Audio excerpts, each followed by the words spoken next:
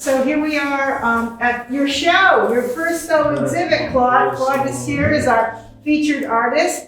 The title is Sometimes I Feel Like I'm Not Really Here. Sometimes I don't feel like I'm really here. Thank you. Sometimes I don't feel like I'm not really here. And we have Iyaba Ibo Mandingo, who also has worked in our second gallery space and has been a consultant and just a great support and giving us lots of feedback and information on this exhibit, which viewers, if you see it online or if you come to the gallery, there's some controversial imagery in here. But before we go into that, I just wanted Claude to tell us a little bit, like, how do you feel about having your own solo exhibit, being the curator of the show? How does that feel? I'm grateful, I'm thankful. This is definitely a milestone. Most of all, like, when I even had the first granted the opportunity of like the creative direction, that's like a really big thing because I know a lot of people don't get granted that opportunity. So I feel like I'm like opening doors for like the youth, people around my area. You know, it's satisfying to me to pass that on to the next generation. And I have to tell you, it's a learning experience too, to see what you bring, what fresh new imagery you bring, how you take old imagery and we say almost rebranding of that imagery, and to see what you do with it, and you know, just to see even how you mount the exhibit, how you lay out the shelf. It's been very refreshing to watch that. Yeah, definitely wanted it to flow a certain way. Like, I think like we'll probably go over that like visually, so that but the choices of color I chose, like this is like considered like the red room, and then the corner of blue, and then the other corner is another pop of blue over there. So flow is real nice. Right. So you're talking about flow, you're talking about color, and basically you're talking about design. So you designed a layout, and I know that design, particularly fashion design, is where you kind of got into the arts. Yeah, that's also my background. I actually started off doing clothes. Before I even painted at all, I was painting on clothes. So I used to have, I'll make it real brief, I was with a part of a clothing line called 7 Views. 7 Views. Yeah, I was like the character development guy in the group, but you know, shortly after it kind of like fell out. And I still wanted to do clothes, so I just continued it myself. And people actually recommended me, like, I mean, you're already painting on clothes, so might as well do canvas and stuff like that. Couldn't afford canvas at the time either. Like, I didn't really have, I wasn't even buying like art supplies. So what I would do is like take scraps of wood and just paint. I still do it, you know, like every once in a while I'll paint on canvas, but majority of the time would be like stuff that's like would be thrown out.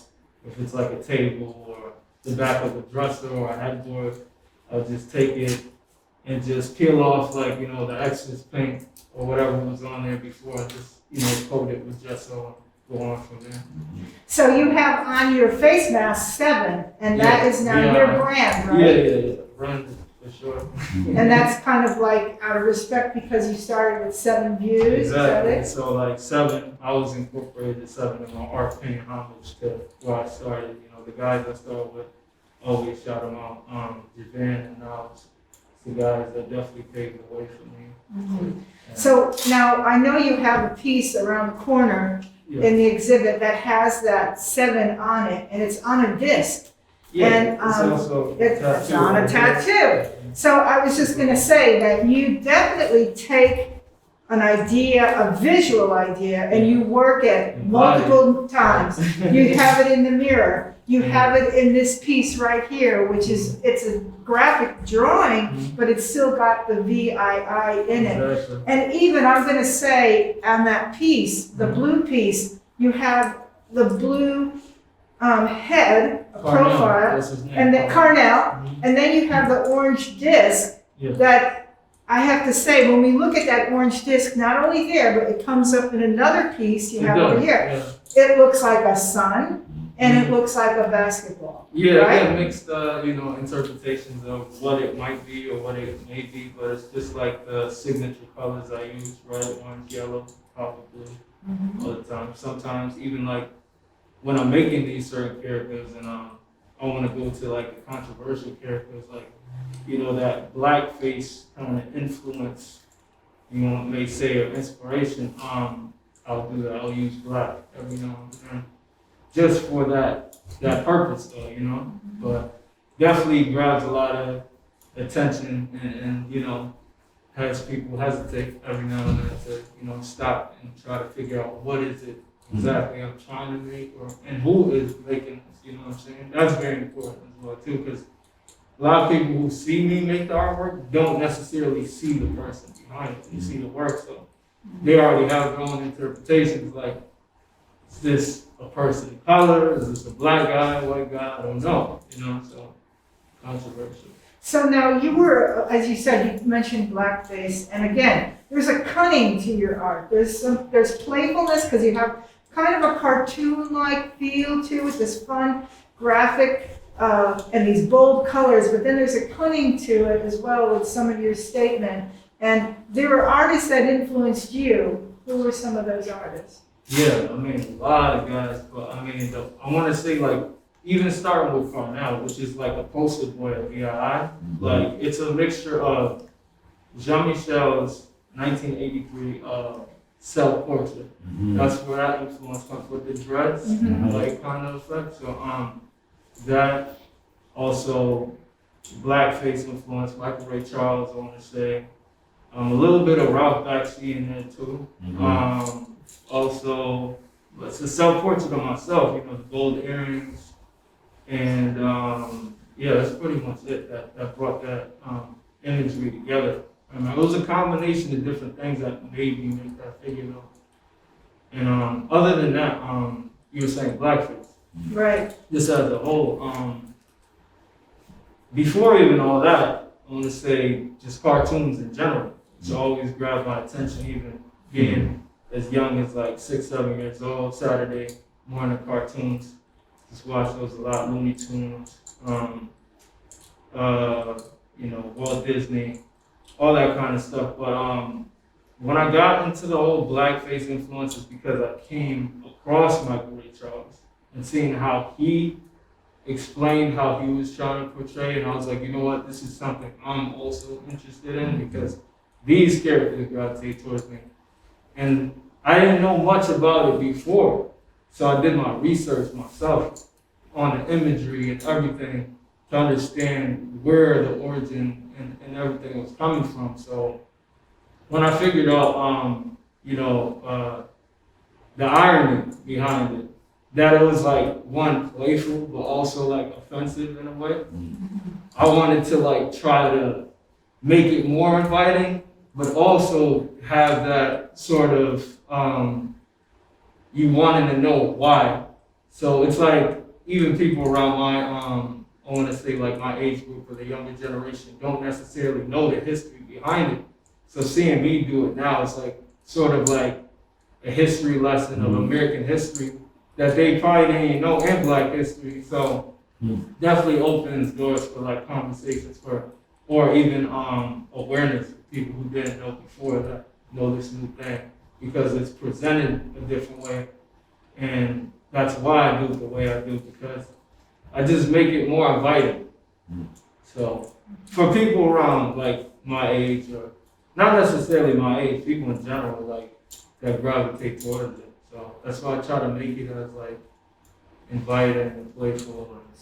So can you talk, and I have a two jump in, can you talk a little bit more about that, the cartoon experience that you mentioned? Because I think that's very important. And I know it's in your imagery, but you as a young person, that experience that you had, and Iyaba was bringing up some points too about those cartoons that made an impact, or could have been derogatory and offensive. And some of them were, like I said, back then, not even having the knowledge. And I have Caribbean parents. They're from the island of Haiti.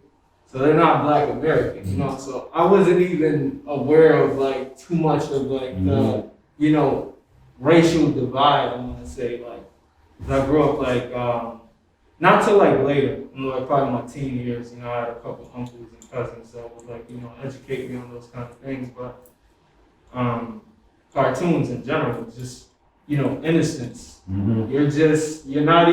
You don't look at these things or even hidden messages that these creators and directors incorporate in their work in these films or shows on what I'm watching. So, like I said, like later on, like getting into it more, but the history behind that imagery made me like, I felt like kind of like robbed of that, like not even knowing that it was something that was probably like offensive, and me not even being aware of that being that young. But then that's when I had that idea, like, you know what? If somebody's gonna do it, it should be me, and I should present it a certain way to start that conversation. Let me ask you this. So, for me, I definitely agree with you. I think I know for a fact that cartoons were used to give a lot of young people that are my age, in their 50s now, our idea of race, dance, so many of the concepts you have on life came from cartoons. So, I know that people like my grandfather's generation are very offended by blackface. Yeah. Because this is how they were described when they were kids. So how do you deal with people from like our grandparents or our grandparents generation when they come up to you and talk about why are you reviving these stories? Yeah, I get that a lot. And they shut me down real quick when I try to explain it too. I mean, definitely a different time and to a totally different perspective. You have people who are closer to that time and kind of actually went through these things. So there's definitely more hurt there and more it definitely triggers them in a different way than I would. So it's like more so they'll see it as a misunderstanding thing when I do it, but I completely understand. That's the thing. But the message I'm trying to like bring across is like trying to not necessarily undo it, but it's more so trying to have it not completely erased. I want to keep it here so so you're aware of the people that are younger. Because over time, history tends to just, get swept under the rug, especially the bad parts of history, and Black history especially. They don't want a lot of people to know about this. So you're deliberately bringing this. Yeah, so it's intentional, but not as to hurt anybody, So we can talk because I with my art, the stuff I have here. That's for me. The piece I put in is called "We Are Not Like You," and it's exactly for that. It's to bring up the conversation and have this talk that we keep trying to avoid. Exactly. I think we have more than with the racial issues because we keep. I mean, there's stereotypes about white people too that are still portrayed. Sure. There's stereotypes about the hillbilly. Hillbillies were in cartoons just as often as the big lip, shucking and jiving black person. So the stereotype that we created about each other.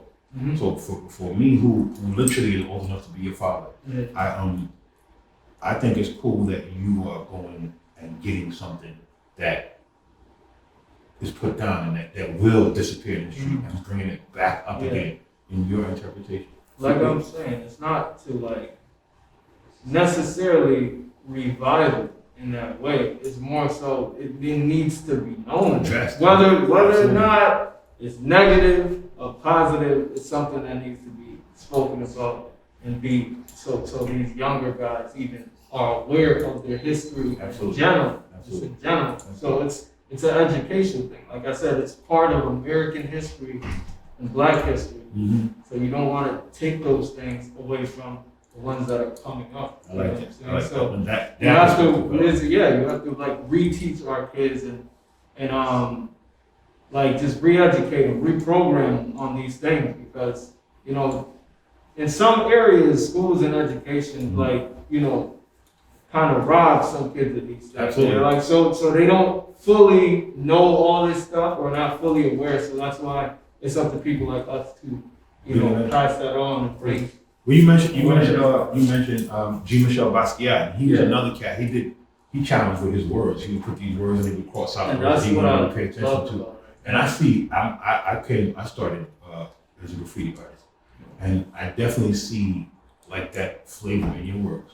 Is there, as far as you're concerned, is there a conscious connection for you to graffiti or street art as it's called now? A lot of street artists get that from me. I don't I didn't do graffiti, but I was always into graffiti. That's the thing.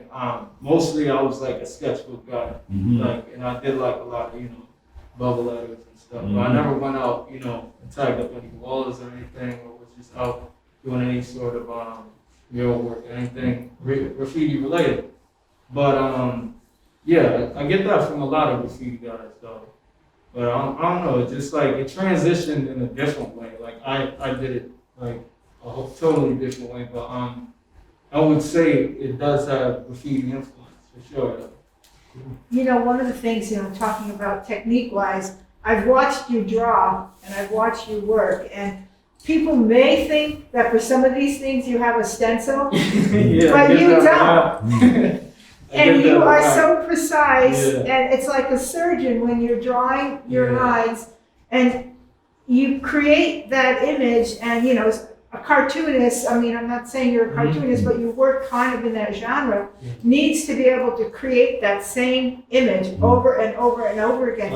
And you do it like, kind of like a Sumi painter would do the calligraphy. I mean, you just got it down.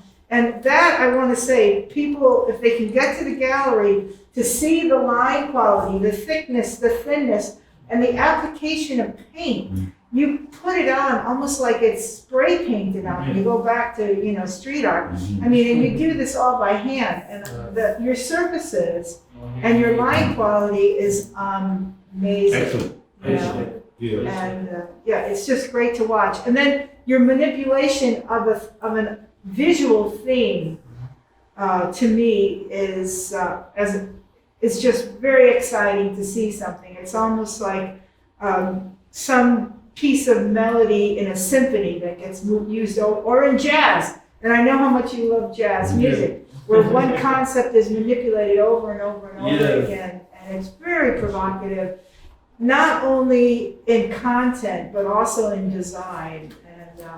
I know Iyaba was wondering what's happening with your career, what your plans are. That's sort of my next question. And this is probably one of those trick questions.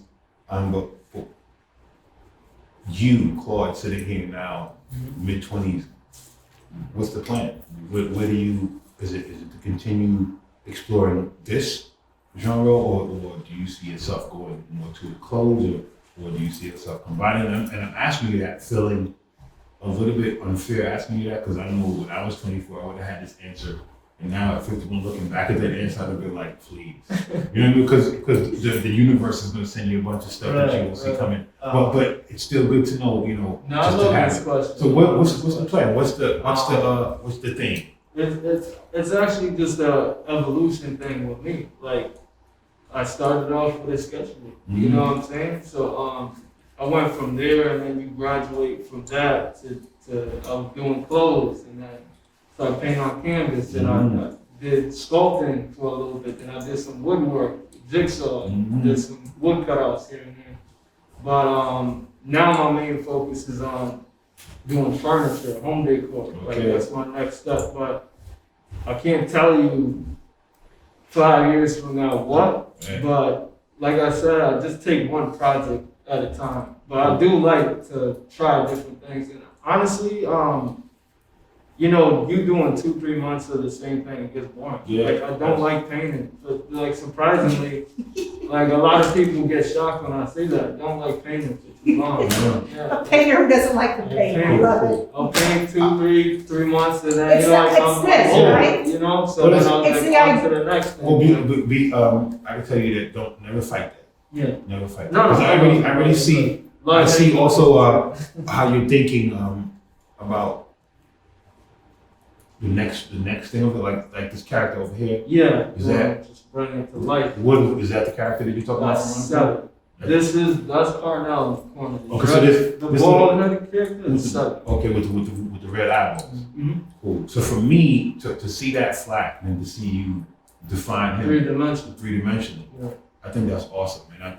I see that to me as something I could see. Like, if I was to walk into an exhibit of yours in 10 years and still see that character now as a 10-foot sculpture, I'm pretty sure you would. I can sort of start to see like the things that I'm going to show up in your work. Mhm. You know what I'm saying? Yeah. As you move along, I love definitely your idea of the line and definitely your idea of space. I think is wonderful. Yeah, I came across ancient. It was in just ancient Asian artistry. It was a collective of different Asian art, and the thing and the principle about it behind it was a lot of technicality and repetition. Cool. So I seen this one artist. I can't quite remember his name. He'd make a design and he'd draw the same thing 50 times every day. So I did that with Cornell, that character. But I drew it 20 times and it didn't do it. But it was a lot, you know. That's a lot. So it's, you know, you doing it for a while, it's like embedded in your brain. Cezanne did that, It's man. like muscle memory. Cezanne painted. Yeah. Cezanne had a mountain that he painted. Yeah. I don't know how many times. The same mountain he painted it. It was always So from a different point of view, and it was for the same reason you're talking about it. Every time it was never the same. Sometimes it looked like a woman, Slightly, sometimes it looked like a breast, sometimes it looked like a mountain, sometimes it looked like a dreamscape. And I think that's how you discover. And I think that's what you sort of apply in your character. I think that's what happens. and I just like basically practiced it. I studied it constantly over and over. And that was something I came across like YouTube. Like I wasn't even like school. Like I went to school for a little bit, like a year. I was in school in Manhattan, and I took like a drawing class. You know that basic first year your art course. Like it was drawing and then design too, and you know that kind of stuff. But the class I really enjoyed was, and I bring it into my artwork now, and I would like think that because of school. So school actually did help me in art. So Claude Theory. Okay, that's what I probably think. I remember her name. It was Professor McConaughey. That's probably, if you ask me what the class was, the theory of color. Excellent. That's good. That's something else we share. I'll tell you. You made me just talking and made me think about something else we share, and that's our Caribbean heritage. And let me ask you this: coming from the Caribbean, you know, a lot of times as immigrants, our parents aren't really supportive of the art thing because it doesn't make sense. So talk a little bit about how your parents first reacted when you realized this is the madness you're going to do it yourself, and how do they feel now with your work, seeing it start to materialize into something that's solid? Yeah, that's a very like important part of my life, and that having that constant battle with your parents, and not necessarily my parents, my father. So when I was younger, like at the age of 5, I knew I was going to be an artist. I told them when I was 5 years old, like I watch cartoons. But I want to be that person, the person who does this stuff, draw, cartoons, comic books, and stuff. So at that age, like, it's like a whatever thing, it's a little phase. Every little kid, every young kid is drawing, doodling of some sort. But it carried on to like elementary, like still doing middle school. They're like, all right, you gotta focus on school. Like my dad was like, but my mom always knew that how much I loved it, and I spent more time with it. So she pushed it. Yeah, so she honestly seen potential at a young age, and not necessarily that she seen potential. She just knew it was something I loved so much, and she just wanted to see me happy. General, you know what I'm saying? So my father, he was like, artists don't make no money. You just gonna grow up, no job, you're gonna be broke all the time, you know what I'm saying? You're gonna be struggling. He didn't want that for me, So I won an art competition in 10th grade. It was called the 4th District Congressional Art Competition. I came in first place, grand prize. They flew me and my dad out to DC. So at that moment, he was like, you know what, baby? I'm sorry with this. Like, we met the congressman, Jim Hines at the time, and everything. So, it was a great time. I think I was like 15, maybe. So, and like I said, I always knew I was gonna be an artist. I didn't know what kind of artist I knew eventually I was gonna have a background in art, period. Awesome. And so, like, I ended up going to school, like, fast forward a couple years later, I got a scholarship to go to Mercy College for art in Manhattan. Thank God for my art teacher, Brian Smith at the time. Actually. Brian, yeah. sent some letters of recommendation and stuff, and you know, I ended up there. Went there for a year, I flunked out. The thing with me, I was young too, so I didn't like really necessarily take school serious anyways. So when I got out there, actually was like a little overwhelmed because I was like first time away from home. Know your story. Yeah. Know your So, story. Cool. yeah, That's very cool. That's very cool, man. Well, how about you? What happened?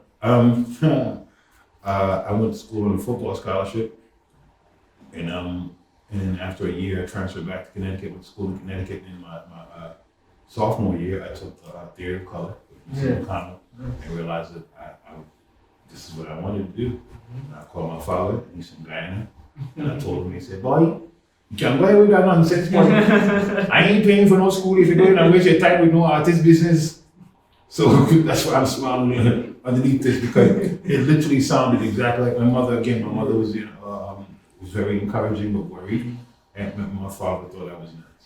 But exactly the same thing. You know, my dad came to the show when we did my play on Broadway. Right. I got to see him sitting in the front row with a smile as big as this building. Yeah. And that to me, even now, with all the things I've gotten, all the accolades, watching my parents smile is still the coolest thing. Yeah, I mean, it's the greatest feeling. It was literally exactly what you said. Like, even after all that thing with my father, me and him had a falling out a little after I got out of school. We haven't seen or spoken to each other in like 5 years, up until recently. I actually made up with him this year. So then, you know, the exhibit happened, I invited him over, and he was like, his mind was blown. That's so awesome. like similar, you know, I invented my tuition my last 2 years of school. My father, he meant it. I thought he was kidding. He didn't send me another check. He was like, "Are you going to switch back to business administration and do something that makes sense?" I was like, "No." And he didn't have that. September came, I realized I had to figure out how to get paid for school. So it's like that.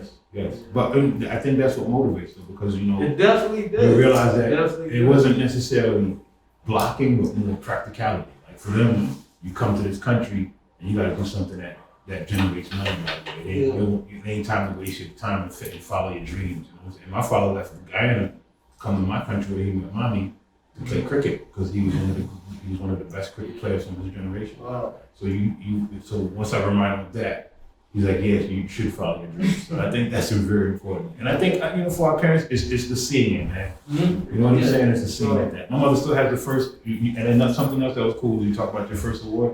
In her house, my mother still has my first certificate for winning an art contest. It was at the Stanford Savings Bank in 1981, the year after I got here. I was 12 years old. I did the Lion at the Stanford Museum. She still got the calendar that they put it in and the little certificate at her house. And that's so many years ago, you know what I mean? So that's cool. That's very cool. That is. So I was going to say, is there any specific piece of art you want to talk about in the exhibit? I know you brought in a new piece today that I hadn't seen before. And I also want to tell you that you know I love that piece, the Vitruvian Man. That did it. It's not here yet, but we're gonna put it in the video tomorrow. Cool. Okay, but you know, because that kind of relates to. That is a heavy hitter right there. Yeah, you want to talk about it a little bit? Yeah, for sure. I had a sketch when I first did it, so it's a blackface figure, but it's in the formation of the Vitruvian Man. Which is from Leonardo da Vinci. Yeah. So you have a piece of history and another piece of history combined into one, but with my style, you know what I'm saying? So when I see the Vitruvian Man, it's like the study of man, like the human being, man, the proportions and everything. And the reason why I put the blackface figure is because it was like sort of like incorporating like a misunderstanding. You know what I'm saying? This is a study of trying to understand proportions with also this controversial imagery, and well, it becomes controversial the way I put it together, and misunderstanding.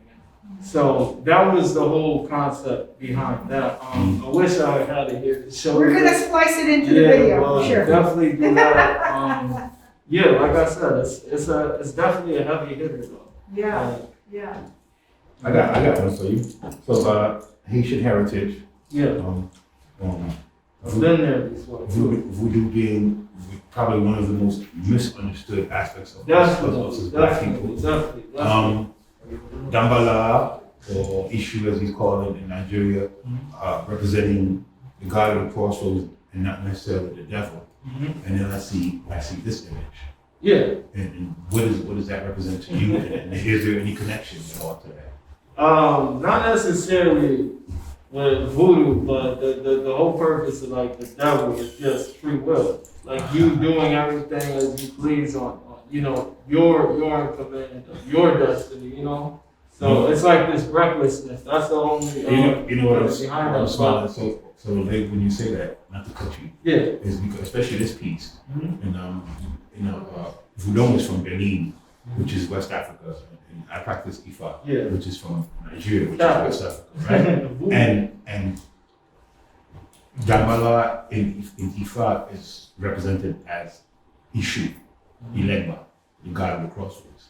And you talk about free will. Yeah. That to me, when I explain it to people who practice Christianity, and they talk about the devil, I say the devil's an excuse. Because you do something bad and you say the devil made me. Exactly. In Ifa, and the idea of free will, when you go back to Ishu goes, I was standing here, you had a choice to go that way or this way, and you decided, so it's your fault. It's not the devil's fault, and it's definitely not my fault.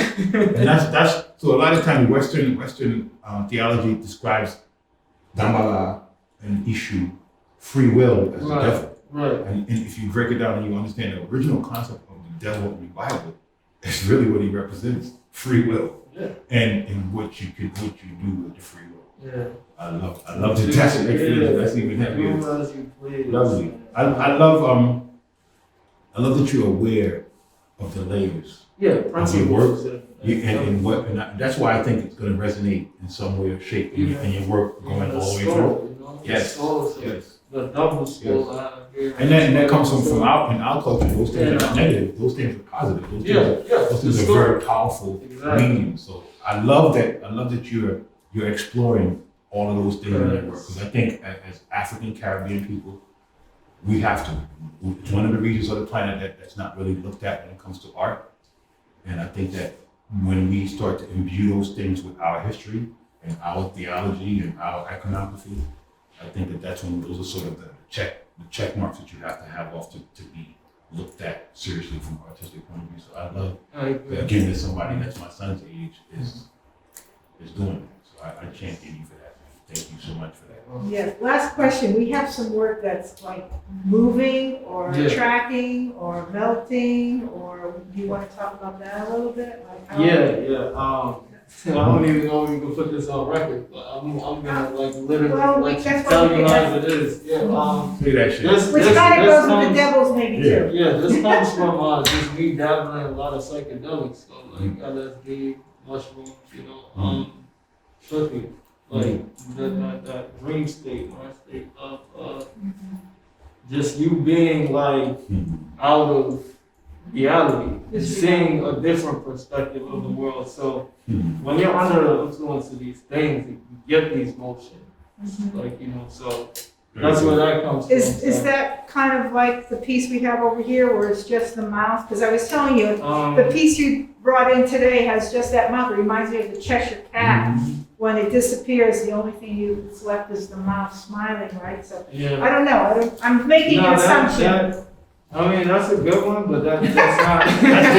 That's not necessarily. You want that. Because for me, I see it, and maybe it's because Suzanne said Cheshire Cat. But what I saw was the tunnel, the hole that Alice falls down with the mouth. Oh, okay. You know what I'm saying? Which again ties up, which is what the writer, the author of Alice in Wonderland was trying to get at, was the idea of going into your subconscious.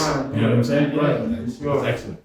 I love hearing somebody.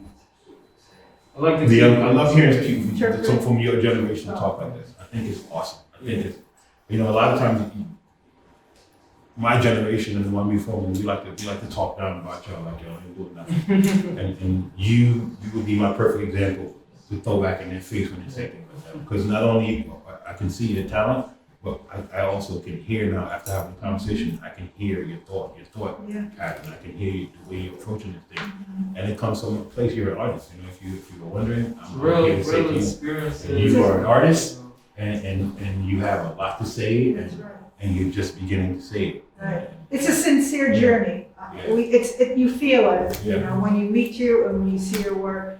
I just want to congratulate you. I want to thank you for bringing your work here. Thank you for sharing. Thank you for being open about conversation. You know, some artists like to feel, well, it's what you say. What you think. You know, you're willing to talk about it, and I truly appreciate that. To be honest, I used to be like that, you know, but then I started, you know, to grow this sense of maturity too, that actually it's very important to speak and you know, let that even with some pieces they're really important. So I actually don't want to keep some people in the wind about it. So like for some pieces, I feel like it's actually like necessary for me to say something because they are important. They do signify certain things that need to be spoken of, or you know, people to be aware of. So that's why I do work on that for sure.